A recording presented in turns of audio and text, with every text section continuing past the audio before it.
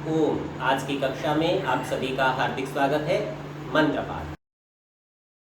ओम शन्नो मित्रः शं वरुणः शन्नो भवत्वर्यमा शन्न इन्द्रो बृहस्पतिः शन्नो विष्णुरुक्रमः। ओम नमो ब्रह्मणे नमस्ते वायो त्वमेव प्रत्यक्षं ब्रह्मासि त्वामेव प्रत्यक्षं ब्रह्म वदिष्यामि ऋतं वदिष्यामि सत्यं वदिष्यामि तन्मामवतु तद्वक्तारमवतु अवतु माम् अवतु वक्तारम्। ओम शांति शांति शांति। पिछले पाठ में आपका कोई प्रश्न या शंका हो तो पहले उसे देख सकते हैं। ठीक है माता जी, ये तो प्रथम कक्षा में भी विचार किया गया था कि 2 बार अवतु, 1 बार अवतु माम और दूसरी बार अवतु वक्तारम। तो मुझको बचाएं और वक्ता को अर्थात वक्ता के बोलने के सामर्थ्य की रक्षा करें। 2 गुणों की दृष्टि से यहाँ पर 2 बार अवतु का प्रयोग किया है, दोनों के लिए। जी हाँ जी, अन्य कोई प्रश्न? आचार्य जी एक थोड़ा सा मैं जानना चाहूँ। बोलिए। परमात्मा और जीवात्मा के बारे में भेद किया है, एक को स्थूल और एक को सूक्ष्म अपेक्षा से। जी, क्योंकि दोनों परिमाण ये अलग अलग है। स्थूल तो मोटा पतला दृष्टि आ गया और ये सूक्ष्म में इसमें लंबाई चौड़ाई की व्यत्यास है। देखिए प्रथम तो ये यहाँ का प्रसंग नहीं है। पुनरअपि नहीं, सुनिए, प्रसंग से बाहर चर्चा को यहाँ पर सत्कार नहीं दिया जा सकता ना। पुनरअपि आप ऐसा समझिए, जब आप ये परिभाषाएं करते हैं कि स्थूल तो लंबे चौड़े का नाम है, क्या आप जीवात्मा की लंबाई और चौड़ाई बता सकते हैं? नहीं बता सुनिए, यदि नहीं बता सकते तो यहाँ पर स्थूल शब्द का ये तात्पर्य नहीं रहेगा। तो स्थूलता की दृष्टि से ऐसा समझिए कि सदा सूक्ष्म स्थूल में प्रवेश कर जाता है। यहाँ पर इस हेतु से स्थूल और सूक्ष्म कहा। परमेश्वर सूक्ष्म है तो वह स्थूल में अर्थात जीवात्मा के भीतर प्रवेश कर जाएगा। यहाँ केवल इतनी सी चर्चा है, ये इतना समझने मात्र के लिए संकेत है। यह भौतिक पदार्थों की भांति लंबाई चौड़ाई वाले स्थूल और सूक्ष्म नहीं है। ठीक है जी? हाँ जी, अन्य कोई प्रश्न? अन्य किसी का कोई प्रश्न? जी नमस्ते जी महाराज। हाँ जी, सेवा कर्तव्य कर्म ये पर्यायवाची से लगे थे दूसरा था इसके बारे में। नहीं तो निष्कर्ष कैसे निकाला आपने कि ये पर्यायवाची हैं? ऐसा लगा कि कोई कहता है कि मैं समाजवादी हूँ। कैसे समाजवादी है कि हम लोग विद्या पढ़ाते हैं, चलाते हैं वगैरह वगैरह, अस्पताल चलाते हैं, लोगों की सेवा करते हैं, वृद्धाश्रम लगा रखा है, हम सेवा करते हैं। ठीक है, लगभग आशय कुछ समझ में आ गया है। विचार करना चाहिए।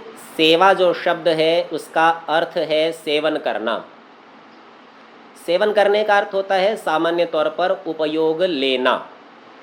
जब भी आप किसी की सेवा करते हैं तो उसका उपयोग लेते हैं। जैसे आप ईश्वर की भी सेवा करते हैं।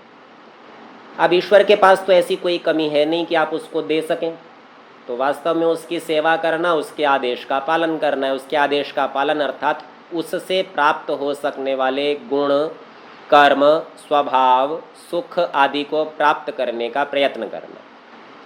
जब भी कोई सेवा की जाती है तो वह सेवक के लाभ के लिए होती है, इसलिए की जाती है।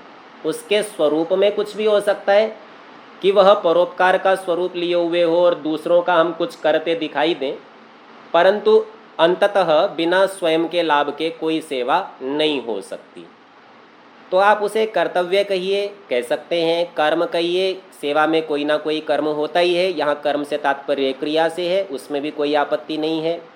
और धर्म यदि कहना हो तो हमको धर्म की परिभाषा का ध्यान रखना चाहिए जो सर्वहित हो, क्योंकि सेवा तो कभी कभी अपराधी की भी की जाती है, और वो अपराधी की सेवा स्वार्थ के वशीभूत या अपने अपराध को छिपाने की दृष्टि से बहुत सी व्यवस्थाओं में की जाती है। तो ऐसी सेवा धर्म नहीं हो सकती, और ये कर्तव्य भी नहीं हो सकती। कर्तव्य करने योग्य, धर्म का नाम ही कर्तव्य होता है। तो यूँ थोड़ा सा विचार कर लेना चाहिए कि किसी भी पदार्थ का, वस्तु का, व्यक्ति का, क्रिया का प्रयोग करना सेवा के अंतर्गत है, और उसके अंदर अपना जो लाभ है वो या तो प्रकट या तो छिपा हुआ किसी भी रूप में हो सकता है।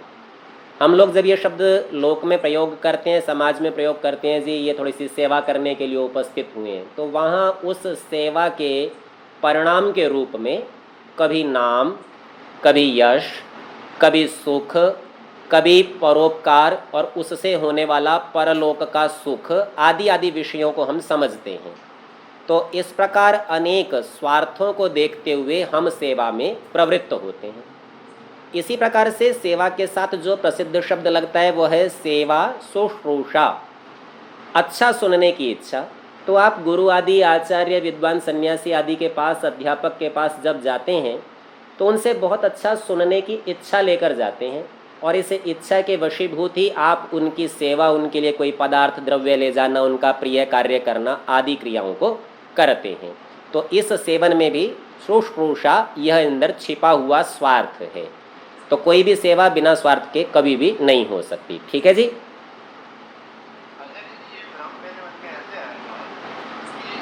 मनुष्य को छोड़ के मुझे नहीं मालूम कोई दान करता है, पर इतने सारे पशु पक्षी हैं जो हमारी सेवा में भी कुत्ते हैं, गाय करते हैं, बैल होता है, घोड़े, तो वो हमारी सेवा करते हैं। ठीक है, मैं समझ गया, आपका तात्पर्य समझ गया हूँ। यहाँ इतना समझना चाहिए कि जो क्रिया एक व्यक्ति के साथ दिखाई देती है, हम समझने समझाने की दृष्टि से दूसरे पदार्थों में भी वैसा ही गौण प्रयोग कर देते हैं। इस गौण प्रयोग के कुछ संबंधों को समझिए। आपके यहाँ जो कर्मचारी है वो मनुष्य ही है, और वह आपसे भृत्ति वेतन पाता है, मासिक, वार्षिक, जैसा भी आपने तय किया होगा, और उसको भी आप कहते हैं ये मेरा सेवक है, सेवा करने वाला है। वो सेवा तो करता है, लेकिन वास्तव में वह सेवा का व्यापार करता है, क्योंकि अपने शारीरिक परिश्रम के बदले में वह आपसे धन अथवा अन्य सुविधाएं चाहता है। तो ये समझिए, जितना सेवा का अंश था, जितना एक के द्वारा दूसरे के लिए किया जाने वाली क्रिया थी, उतने अंश तक तो सेवा थी, पर जो यहाँ बदला छिपा हुआ था, इससे यह उस प्रकार की सेवा नहीं रह गई जैसी आप ईश्वर से चाहते हैं। बदला तो वहाँ भी चाहते हैं, लेकिन वहाँ कैसा है, वहाँ आपकी श्रद्धा और समर्पण का भाव है। वहाँ आप ये सोचते हैं ईश्वर की आज्ञा पालन क्यों कर रहा हूँ। बोले दो ही कारण हैं, एक परमेश्वर ने कहा है, और दूसरा मेरे से किया जा सकता है।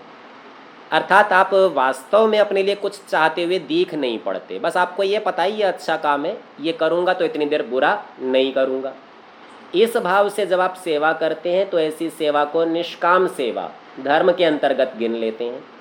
और इसके अतिरिक्त जब भी आप कहीं किसी स्थान पर प्याऊ बनाएं, गौशाला, चिकित्सालय आदि खुलवाएं, ऊपर बड़ा सा अपना नाम लिखवाएं, तो समझ लीजिए आप यश के वशीभूत ये सेवा करते हैं। तो एक अंश में तो ये सेवा जैसा है, क्योंकि दूसरों के और आपके स्वयं के हित में है, परंतु ये सर्वांग में सेवा, धर्म वाली सेवा नहीं है। या यूँ समझिए, ये पारलौकिक धर्म नहीं है, ये केवल सांसारिक धर्म है। पशुओं में भी हम इसी भाव का आरोप करते हैं। स्वामी जी महाराज गोकरुणानिधि में लिखेंगे, गाय जैसे महा उपकारी जीव को, अब विचार कीजिए, वो अपनी इच्छा से उपकार नहीं करती, आप अपनी व्यवस्था से उसे अपने उपकार के योग्य बनाते हैं। ऐसा कभी नहीं होता कि गाय आपके घर के बाहर आए और आपको पुकारे कि भाई दूध दो लीजिए, मैंने आपके लिए दूध तैयार किया। ऐसा कभी नहीं होता। अपितु हम एक समझौता जैसा करते हैं कि ठीक है, तुम्हारे खाने पीने की, रहने की और सुरक्षा की व्यवस्था करेंगे, और बदले में तुमसे दूध आदि पदार्थ ले लेंगे। तो यूँ समझिए कि ये वास्तविक सेवा नहीं, गौण रूप में सेवा शब्द का प्रयोग है। ठीक है जी। जी, अन्य कोई प्रश्न? अन्य किसी का कोई प्रश्न? जी कहिए। ठीक है, बहुत अच्छा। अब आपका प्रश्न मैंने सुन लिया है। हमारी चर्चा गृहस्थ आश्रम की चल रही है।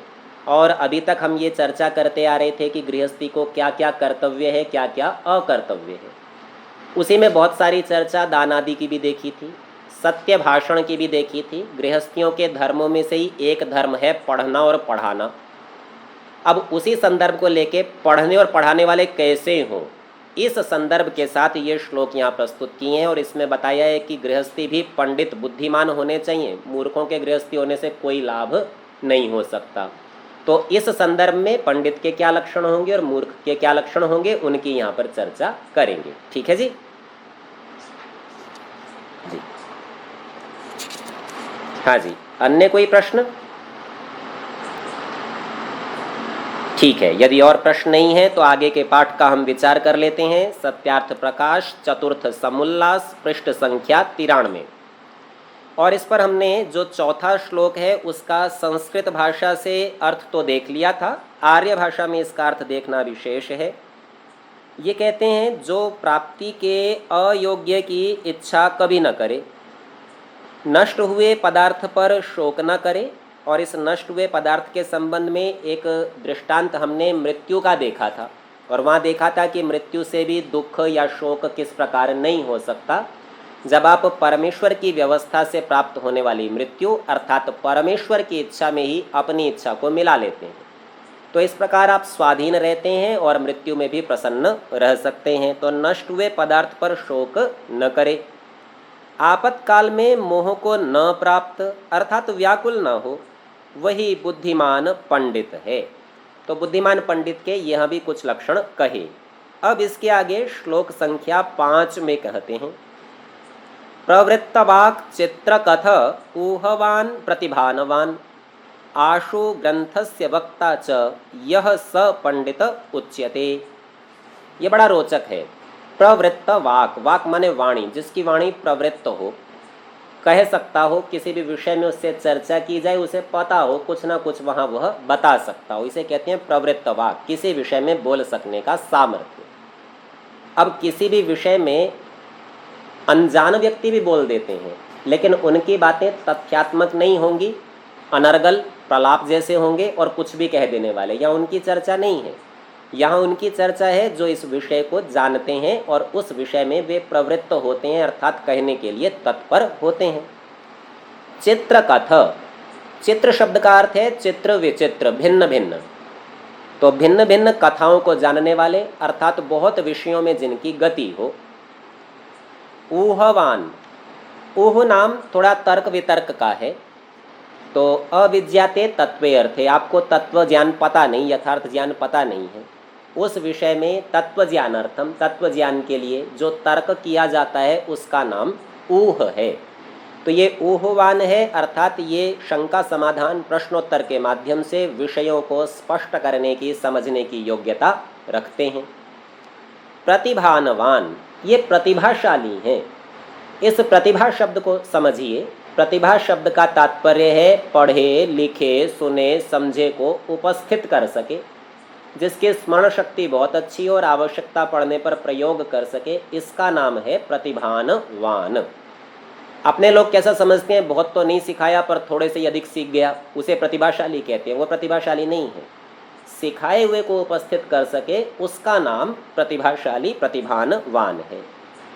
आशु ग्रंथस्य वक्ता च, आशु माने बहुत शीघ्र, ग्रंथस्य वक्ता, किसी भी ग्रंथ को उसको दे दिया तो स्वयं भी शीघ्रता से समझ लेता है और दूसरों को भी बताकर समझा देता है। शीघ्रता से जो शास्त्रों को दूसरे व्यक्तियों को सिखा सके, यह जो स वह पंडित उच्यते, पंडित कहलाता है।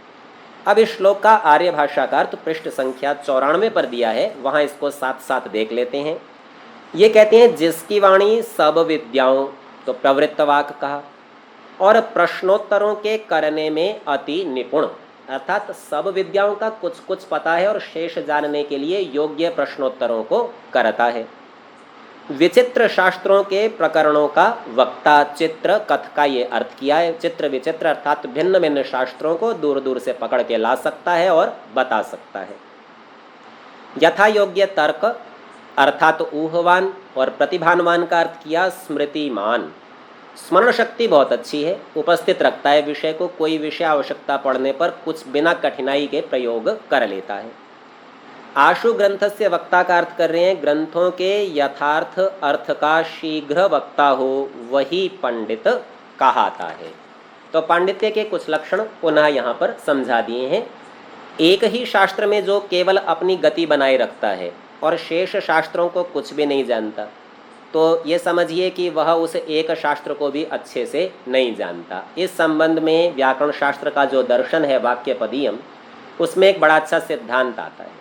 वो कहता है प्रज्ञा विवेकम लभते भिन्नैर आगम दर्शनै कियत व शक्यमुन्नेतुम स्वपथम अनुधावता। तो प्रज्ञा और विवेक, प्रज्ञा बहुत अच्छा ज्ञान और विवेक जो अलग अलग कर सकने का सामर्थ्य, अर्थात उचित अनुचित सत्य असत्य इन सब का जो अलग अलग करके और इसमें से सत्य और उचित का ग्रहण कर सकता हो विवेक। तो प्रज्ञा विवेकम लभते, प्रज्ञा और विवेक को प्राप्त कर लेता है। कौन प्राप्त करता है? तो बताया भिन्नैर आगम दर्शनै, जिसने भिन्न भिन्न शास्त्रों का दर्शनों का अध्ययन किया है, देख लिया है। तो अनेक शास्त्रों को जब देखते हैं तो उसी से वास्तव में बुद्धि और विवेक उत्पन्न होता है। कियत व शक्यमुन्नेतुम, कौन समर्थ है उन्नति करने में? स्वपथम अनुधावता, जो अपने ही रास्ते पर चला जा रहा हो, अपना एक चयन कर लिया कि साहब यही है मेरा तो, और एक कोई पढ़ते रहे, अन्य शास्त्रों को देखता ही नहीं। तो बोले अपने रास्ते अपने तर्क पे चलने वाला उन्नति को प्राप्त नहीं कर सकता। भिन्न शास्त्रों को देखने से जिस शास्त्र में अधिक रुचि है उसका ज्ञान भी स्पष्ट हो जाता है। तो इसी को इन्होंने यहाँ का अनेक शास्त्रों को जानने वाला होना चाहिए। पुनः पृष्ठ संख्या 93 पर छठा श्लोक। हाँ जी। कियत व शक्यम उन्नेतुम स्वपथम अनुधावता। ये आपको ऐसा लिखा हुआ ना, पुनः समूह में प्रेषित कर देंगे, आप वहां से देख लीजिएगा। तो यहाँ पृष्ठ संख्या 93 पर छठे श्लोक को हम देखते हैं। ये कहते हैं श्रुतम प्रज्ञानुगम यस्य प्रज्ञा चैव श्रुतानुगा असंभिन्नार्यमर्यादः पंडिताख्याम लभेत सह। श्रुतम अर्थात जो कुछ सुना है, श्रुति नाम वेद का भी है, वेद से तात्पर्य अनेक शास्त्रों को, तो कोई भी शास्त्र पढ़ा हो, सुना हो, देखा हो, किसी भी प्रकार प्राप्त किया हो, जो कुछ भी सुना है, ज्ञान प्राप्त हुआ है, पढ़ा है, वो कैसा होना चाहिए? प्रज्ञानुगम, प्रज्ञा नाम बुद्धि का, अनुगम पीछे चलने वाला, अर्थात पढ़े लिखे को बुद्धि से परीक्षा अवश्य करे। तो बुद्धि से परीक्षा करके ही उस शास्त्र का स्वीकार करे, तर्क वितर्क लगाकर ही उसका स्वीकार करे। यस्य, जिसका ऐसा है, जिसका क्या है? प्रज्ञा, जिसकी बुद्धि कैसी है? चैव श्रुतानुगा, शास्त्रों का अनुगमन करने वाली। तो यहाँ पर शैली को देखिए, बड़ी रोचक है। पहले तो कहा था कि शास्त्र को बुद्धि के पीछे चलाता है, और अब कह रहे हैं बुद्धि शास्त्र के पीछे चलती है। तो ये शैली कैसी है कि मनुष्य के पास जितना ज्ञान होता है उस ज्ञान को नए ज्ञान के साथ कसता है। पहले वाला ज्ञान वो तो था उसकी बुद्धि, और नया जो ज्ञान प्राप्त हुआ उसके साथ उसकी परीक्षा, कसा उसको। और ऐसा करने पर जब ये नया ज्ञान भी स्थिर हो गया, इसको निश्चय हो गया कि यह भी ठीक है, तो अब अपने मस्तिष्क में उस ज्ञान को स्थान देता है, उसे स्वीकार करता है, और अब उसके अनुसार नए अगले आने वाले ज्ञान का परीक्षण करेगा। तो पहले बुद्धि से शास्त्र को कसा, पश्चात उसको बुद्धि में ही ले आया, उसी को ही बुद्धि बना लिया, और उससे अगले शास्त्र को कसेगा, यानी बुद्धि को भी शास्त्रानुसारी बना लिया। ऐसा ही एक प्रयोग हम लोग यज्ञ के समय भी करते हैं। वहाँ भी हम मंत्र बोलते हैं उद्बुद्ध्य स्वाग्ने प्रति जागृहि। पहले तो कहते हैं हे अग्नि उद्बुद्ध्य स्व तू जाग जा, और फिर कहते हैं प्रति जागृहि अब हमें जगा दे। तो ये भी इसी प्रकार का ही प्रयोग है कि यदि हम सोए हुए थे तो उसे कैसे जगाया, और यदि वो जाग गया है तो अब हमें कैसे जगाता है। ठीक वैसी शैली यहाँ भी देखने में आती है। दूसरी पंक्ति में कहते हैं असंभिन्नार्य मर्यादः। अब इस शब्द को बड़ा ध्यान से देखना चाहिए। आर्य मर्यादः, आर्यों की मर्यादा, अर्थात जो आर्यों के नियम है, जीवन व्यवहार की शैली है। संभिन्न, उससे अच्छी प्रकार अलग होना, और असंभिन्न, उससे कभी भी अलग नहीं होना। तो यूँ समझिए इस प्रकार की शैली से जितनी भी बातें कही जाती हैं, ये दोनों प्रकार के सिद्धांत को स्थापित करती हैं। शास्त्रों की शैली है, कहीं पर सीधा विधान करते हैं और उससे निषेध का ज्ञान प्राप्त कर लिया जाता है, और कहीं पर निषेध कहते हैं और उससे विधान को जान लिया जाता है। जैसे मान लीजिए कहा सत्य बोलिए, तो अपने आप पता चल गया कि असत्य कभी भी नहीं बोलना। और कभी ये कहा कि चोरी मत कीजिए, तो जैसे ये कहा कि चोरी मत कीजिए तो इसका मतलब चोरी से जो विपरीत कार्य है उसके करने का विधान मिल गया। पुरुषार्थ, मेहनत करना, ईमानदारी से रहना, इसका विधान मिल गया, ये भले ही न कहा गया हो। तो यहाँ पर भी निषेध का प्रयोग किया कि आर्य मर्यादाओं से भिन्न कभी ना हो, इनको कभी ना छोड़े। इसका तात्पर्य हुआ कि जो लोग आर्य मर्यादा को छोड़े उसका सदा विरोध करे। स्वयं तो आर्य मर्यादाओं को कभी न छोड़े, लेकिन यदि कोई छोड़ता हो तो उसका विरोध भी करे। ऐसा जो व्यक्ति है वो पंडित आख्याम, पंडित नाम को, पंडित संज्ञा को लभेत सह लाभ प्राप्त करता है, अर्थात प्राप्त कर लेता है। ऐसे व्यक्ति को ही हम पंडित कहेंगे। अब इस श्लोक का आर्य भाषा का अर्थ पृष्ठ संख्या 94 पर देखिए। कहते हैं जिसकी प्रज्ञा अर्थात बुद्धि सुने हुए सत्य अर्थ के अनुकूल, तो जो उसने शास्त्र पढ़े थे उनके अनुकूल, और जिसका श्रवण बुद्धि के अनुसार हो, बुद्धि उसके पीछे चलाता हो, बुद्धि के पीछे शास्त्रों का परीक्षण करके रखता हो, जो कभी आर्य अर्थात श्रेष्ठ धार्मिक पुरुषों की मर्यादा का छेदन न करे, अर्थात कभी भी उस मर्यादा से बाहर नहीं जाए, वही पंडित संज्ञा को प्राप्त होवे।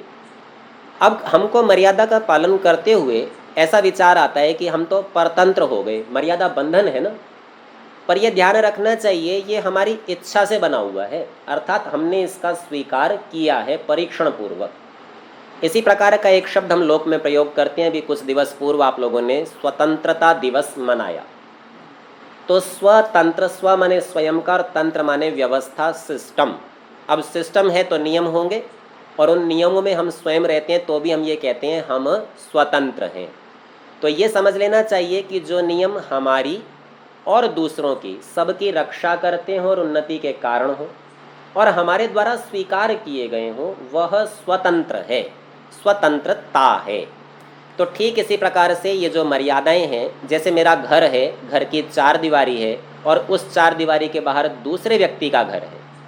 हम कल्पना कर सकते हैं कि चलिए अपनी 4 दीवारी को, अपनी मर्यादा को तोड़ देते हैं, साथ वाले का घर भी हमारे घर में जुड़ जाएगा, हम भी उसके घर में बिना किसी बंधन के जाएंगे, पराधीनता हमको स्वीकार नहीं है, और उसके घर का सामान अपने घर में भी ले आएंगे। तो ध्यान रखिए, ऐसे में दूसरे व्यक्ति के यहाँ जो लोग रहते हैं उस परिवार में, जब आप बीच की मर्यादा तोड़ देंगे तो केवल आप उनके यहाँ नहीं जाते, वो भी आपके यहाँ आएंगे, और हो सकता है आप तो 1-2 सामान लाएं, वो आपका सारा ही उठा के अपने घर में ले जाएं। तो यूँ समझना चाहिए मर्यादा वह चीज़ है जो आपकी दूसरों से और दूसरों की आपसे रक्षा करती है, और जो रक्षित होता है वह ही वृद्धि को प्राप्त होता है। इसीलिए मर्यादा श्रेष्ठ अर्थात आर्य मर्यादा होनी चाहिए, और उसका कभी भी छेदन नहीं करना, उससे कभी भी भिन्न नहीं होना चाहिए। जो ऐसा करे उसको रोकना भी चाहिए। जहाँ ऐसे ऐसे स्त्री पुरुष पढ़ाने वाले होते हैं, वहाँ विद्या, धर्म और उत्तम आचार की वृद्धि होकर प्रतिदिन आनंद ही बढ़ता रहता है। तो गृहस्थी में आनंद बढ़ाने की विधि यहाँ बताई कि पंडित बनता चला जाए, शास्त्रों को पढ़ता चला जाए, पढ़ाता चला जाए, और इस प्रकार आनंद को भी बढ़ाता चला जाए। अब मूर्खों के लक्षण के संबंध में कहते हैं पढ़ाने में अयोग्य और मूर्ख के लक्षण। ये भी वहीं के ही हैं, महाभारत उद्योग पर्व विदुर प्रजागर के। अश्रुतश्च समुन्नत, जी हाँ जी ये जो बताया था आपने इसको आगे भाषा में, जी जिसकी प्रज्ञा सुने हुए सत्य अर्थ के अनुकूल जी और जिसका श्रवण बुद्धि के अनुसार हो। यार श्रवण में तो सुनना अर्थ में आ गया जी। हाँ ठीक बात है। इसका कैसे थोड़ा सा नहीं कम होकर है। देखिए पहले वाले अंश को देखिए, जिसकी प्रज्ञा के स्थान पर बुद्धि मान लीजिए। अब जिसकी बुद्धि कैसी है, वो है सुने हुए सत्य अर्थ के अनुकूल, श्रुतानुगम। श्रुत यानी वेद आदि, वो चाहे सुने हो, चाहे पढ़े हो, चाहे किसी भी प्रकार से जाने हो, उनके अनुकूल अर्थात वेदों के पीछे जिसकी बुद्धि चलती है, एक बात। अब दूसरे को देखिए, जिसका श्रवण, जो सुनना है वो बुद्धि, या श्रवण अर्थात वेद श्रुति से संबंधित, तो जो शास्त्र पढ़ा सुना है वह बुद्धि के अनुसार, पहले में बुद्धि शास्त्र के अनुसार बताई थी, और इस बार शास्त्र को बुद्धि के अनुसार अर्थात बुद्धि से परीक्षा करके। तो दो भिन्न परिस्थितियां हैं, पहले में बुद्धि को कसा, दूसरे में शास्त्र को कसा। ठीक है जी, हाँ जी।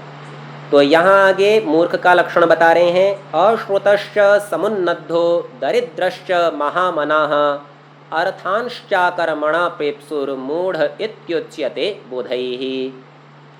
अश्रुतश्च, सुना कुछ भी नहीं, वेद आदि शास्त्रों का कुछ भी अध्ययन नहीं किया, और समुन्नद्धो, तत्पर हो गया, उत्सुक हो गया बड़े बड़े कार्यों को करने के लिए कि यह काम भी मैं कर दूंगा, हाँ मेरे को आता है, मैं अपने आप कर लूँगा।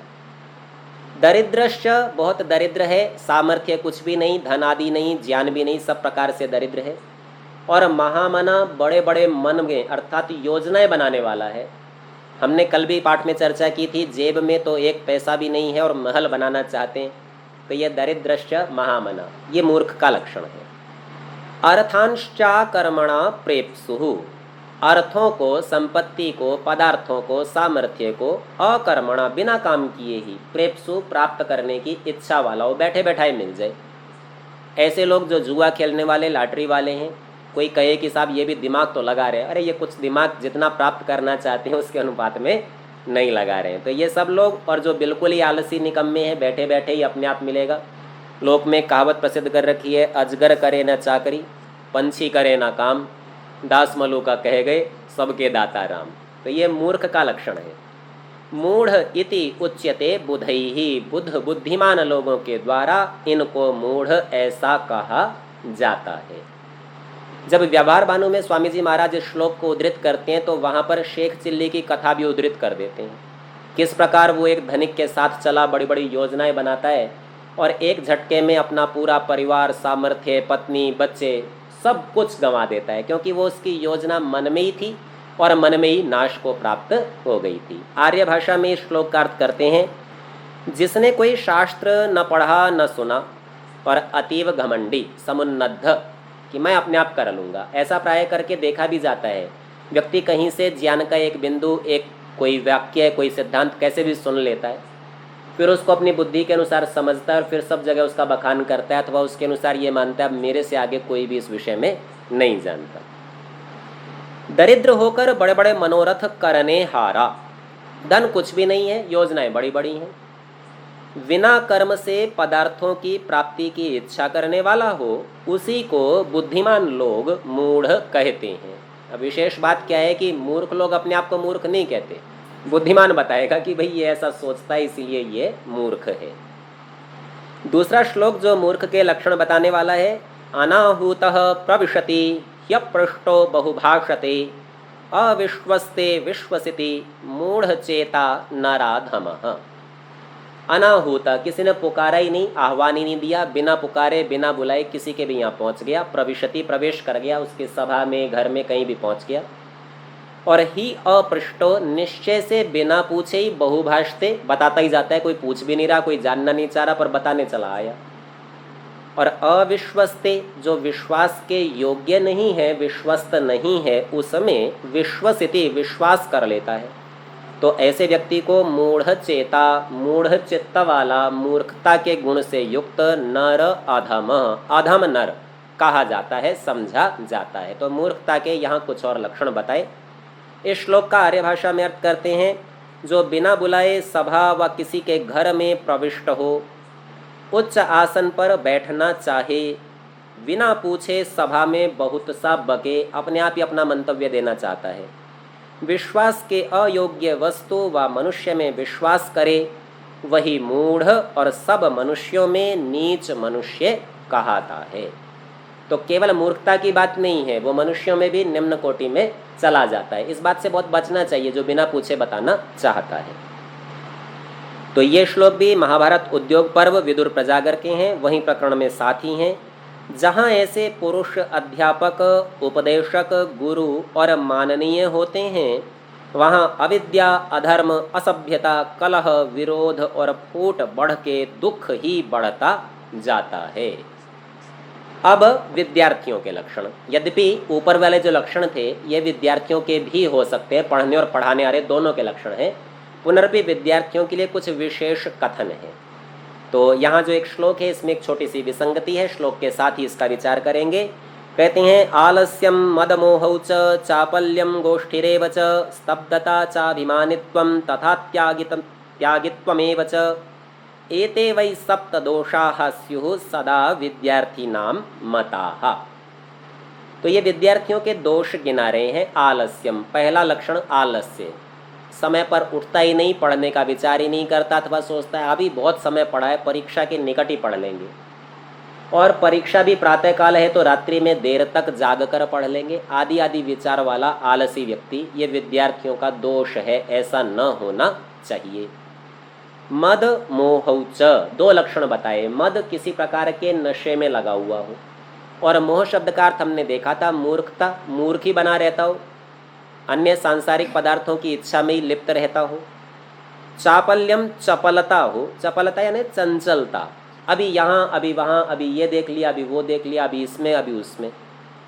गोष्ठिरेव च, गोष्ठियों में लगा रहे, अर्थात अन्य विद्यार्थी या अन्य व्यक्तियों के साथ बातचीत में और सांसारिक घटनाओं की चर्चा करने में। वर्तमान समय में हमारे पास मोबाइल यंत्र होता है तो उसमें कई सोशल मीडिया के प्लेटफॉर्म्स हैं, उनका ही प्रयोग करता रहे, उनको ही देखता रहे, वहाँ क्या हो गया, यहाँ क्या हो गया, अथवा ये नई चीज़ आ गई वो पुरानी हो गई, आदि आदि। तो ये सब गोष्ठी के ही प्रकार हैं, गोष्ठियों में लगा रहे। स्तब्धता, स्तब्ध का अर्थ है जड़ हो जाना, चौंक जाना। किम कर्तव्य विमूढ़, समझ ही नहीं आए क्या करना है। तो ये समझिए कोई विषय देखे और उसमें उसकी बुद्धि चले ही नहीं, जड़ता आ जाए। और ये जड़ता केवल ऐसा नहीं है कि भाई जो नहीं पढ़ने वाले हैं या आलसी लोग हैं या कम ज्ञान वाले उनमें हो, ये अच्छे पढ़े लिखे लोगों में भी हो जाती है। तो विषय वस्तु को ठीक से न समझने से, संध्या और यज्ञ आदि का प्रयोग न करने से बुद्धि के चलने का सामर्थ्य कम होता है। और उपदेश मंजरी में स्वामी जी महाराज कहते हैं जड़ की पूजा करने से व्यक्ति की बुद्धि जड़ हो जाती है, इसको दृढ़ सिद्धांत के साथ स्थापित करते हैं।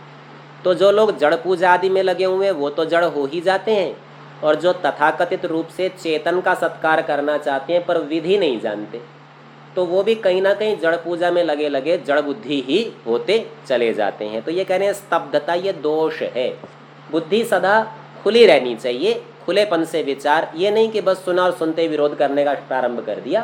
पहले अपनी बुद्धि के अनुसार सुने हुए की परीक्षा कीजिए, तर्क वितर्क से, और उसके पश्चात निर्णय हो जाए तब बुद्धि में उसको स्वीकार करके उसके आधार पर अगले ज्ञान को प्राप्त करना चाहिए। जो ऐसा नहीं करता तो वह स्तब्धता। आर्य भाषा में इसका थोड़ा सा भिन्न अर्थ भी स्वामी जी महाराज प्रदर्शित करेंगे।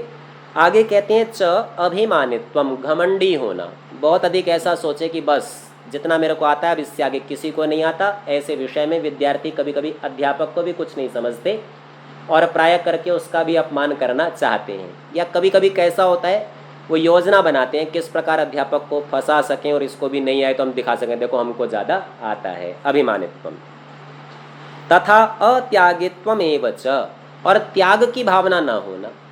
अब इस त्याग भावना को दो प्रकार से समझना चाहिए। कुछ विद्यार्थी कैसे होते हैं, उन्होंने पढ़ लिया, जान लिया, समझ लिया, उन्हें समझ में आ गया, वो दूसरे व्यक्तियों को, दूसरे सहपाठियों को वो ज्ञान प्रेषित नहीं करेंगे, उनको नहीं सिखाएंगे। ये भी अत्याग का भाव है।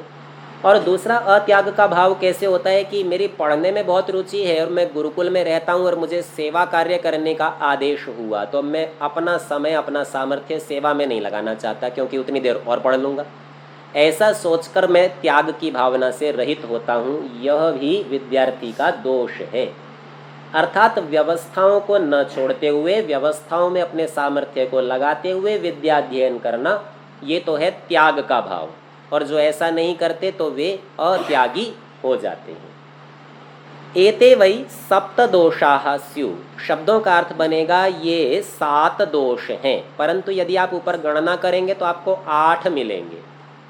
अब कुछ पुस्तकों में तो इसका संशोधन कर दिया गया है, एते वही अष्टदोषाः स्यु कर दिया गया है।